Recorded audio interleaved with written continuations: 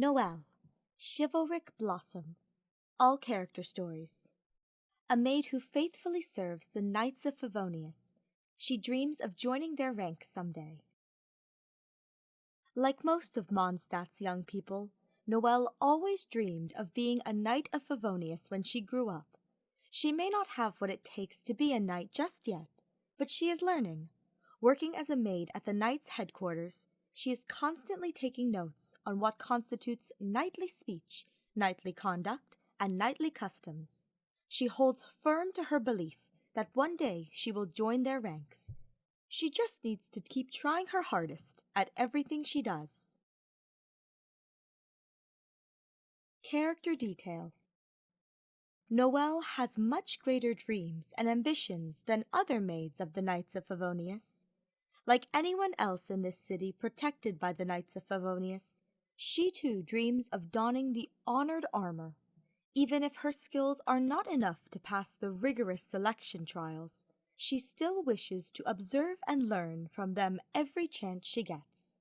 Aside from her training, she enjoys her current life, helping everyone in need.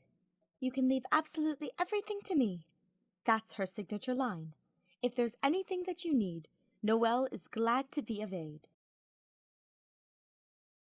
Character Story 1. Noelle is the maid of all maids to many. Such people also tend to say this of her: she's everywhere.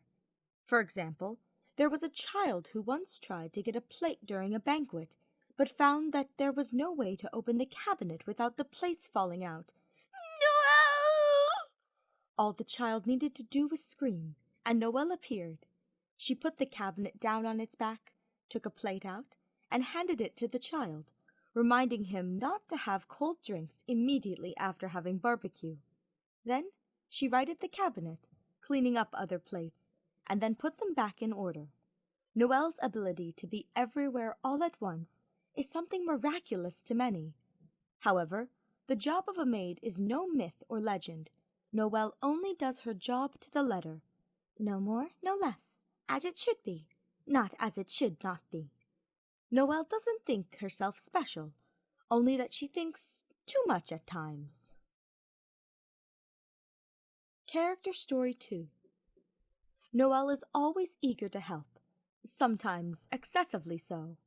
If you were to ask her how to build a campfire as she passed by, she would not only stop and build the campfire for you, she would also put up the grill racks, season the food, cook it for you, taste it herself to make sure it's done, and remind you to put out the fire when you're finished, so as not to burn the forest down. Then she would get back to whatever she had been doing beforehand. Of course, most people don't mind at all that she regularly goes the extra mile, but it can sometimes produce unexpected results. For example, a merchant from Snezhnaya once came to Mondstadt, ostensibly wishing to get into the winery business. In truth, he had an evil plot to ruin the land, destroy the winery business in Mondstadt altogether, and then seize the market with wines from Snezhnaya. He disguised himself as an honest merchant, with his family on a business trip to Mondstadt. Naturally, with them being visitors from afar, Noelle gave them a warm reception. Initially, the merchant was delighted with Noelle's hospitality. It was a cut above the crude etiquette he had come to expect from most peasants in Mondstadt. However, after a while, he began to feel that something was amiss. Noelle seemed to be able to read his mind.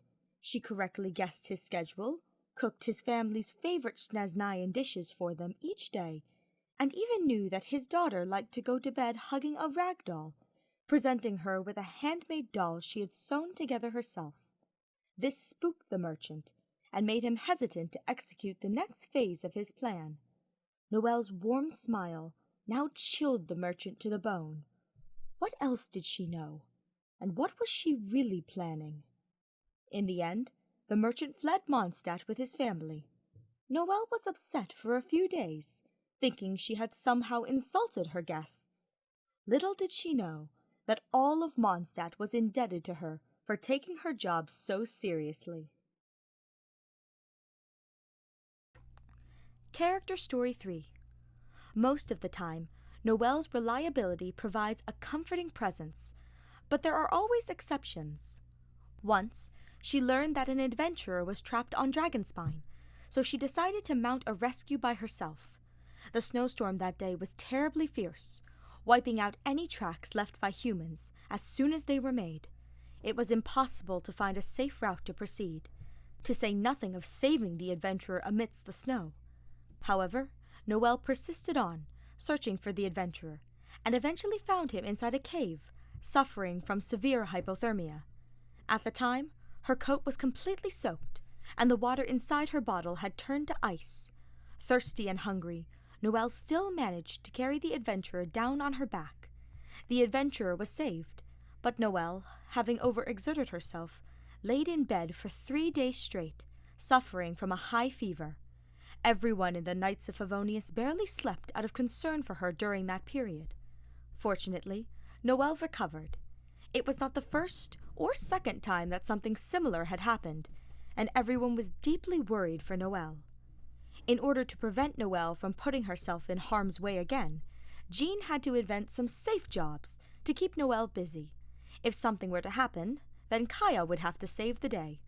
During that storm terror threat, Noelle was also eager to resolve the threat at its source. However, Kaeya managed to arrange quite a few urgent matters for her to attend to inside the city until it was all over. Character Story 4. Noelle's petite form does a good job of hiding her great strength. This does not just refer to her resoluteness or her indomitable spirit, but also her physical strength. Once, Lisa accidentally dropped her experimental apparatus under her bookshelf and troubled over whether she could remain decent while bending over to retrieve it. Noelle made it over in the nick of time, lifting the full bookshelf with only one hand. And not a single book fell out between her hefting it and putting it down. There was another incident in which several cargo-bearing carts were attacked by pyroslimes as they tried to pass through Mondstadt's side gate. As the owners were all in a panic, it was Noelle again who came to the rescue, hurling the carts, cargo and all, into the cider lake before leaping into the water herself and retrieving every last item. Rumor has it that when Noelle was studying the blade, she nearly sent Wagner, who prided himself in his forging skills, into despairing seclusion. In all, he forged over 10 different swords with different alloy compositions for Noelle, but all would lose their edge after a few uses. At first, Wagner thought Noelle unskilled, but eventually found that the problem was more foundational. The swords just weren't strong enough. Putting his reputation on the line, Wagner finally made Noelle a sturdy and heavy claymore that was further reinforced by her affinity for Geo. Only then was her weapon issue barely solved. But don't worry, Noelle won't use her superhuman strength unless the situation calls for it, as she is a pacifist at heart. They say, however, that the very day Noelle received her custom-made claymore, she was set upon by a pair of drunken treasure hoarders in Drunkard Gorge, who thought her a harmless lamb. Let's just hope that no one else will ever be so unlucky. Character Story 5. Noelle's greatest enemy, curiously, is not a person, but Ludi Harpastum itself. During Ludi Harpastum, long tables arranged in a circular shape and filled with all kinds of food will be set up in the plaza before the cathedral for everyone to enjoy. The food is usually prepared by volunteers who can cook. During this time, Noelle, who always holds herself to a high standard, joins the volunteers in continuously cooking and serving food. It's not really any additional work. What's difficult is that she insists on tasting every dish to make sure they are up to standard. The crispy moon pies, the sizzling Mondstadt pork chops, the towering pile-em-ups, all the fried and barbecued foods, equal parts delicious and fatty, are customary at the festival. The smiles on people's faces make Noelle truly happy. What makes her less so is seeing her bulging belly. She can't help but let out a sigh. For the entire month following the festival, Noelle will volunteer for the Knights of Favonius's City Night Patrol. The festival may be over, but her battle is only beginning. Warning of Roses. The maids of the knights have many red lines that are not to be crossed, and one of these is that personal information of the knights must be kept in strict confidence. This does not only require restricting outsider access to such information, this restriction also applies to other members of the knights. For example, what Jean keeps in her private quarters, the contents of Amber's Baron Bunny, the number of special eye patches that Kaeya owns, the number of Klee's hidden bomb caches. These things are all top secret. To avoid leaking such information, Noelle used red cloth to make a great many roses. In Mondstadt, this flower means, "My lips are sealed." She specifically wove one such rose into her gauntlet as an ever-present reminder to herself. Revealing secrets would be a major dereliction of duty for a maid, and those who aspire to be knights cannot afford such errors. So, you can forget about probing Noelle for any secrets. She won't tell. Vision. Noelle did once wish to fulfill her dream before its time. Some years ago, after failing her 7th selection test, which was really a foregone conclusion, she felt somewhat discouraged. The etiquette, swordsmanship, the lines she had memorized, had they all gone to waste? She remembered all the strong points of every official knight, but who would remember the hard work of a failure like her? She had never stopped aspiring to become a Knight of Favonius, but her exhausted body wouldn't let her get back on her feet like she normally would. She felt like someone who had spent days and nights traveling through an icy tundra.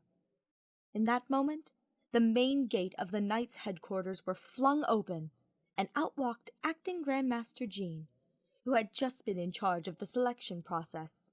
Without a thought, Noelle gave a precise knight salute.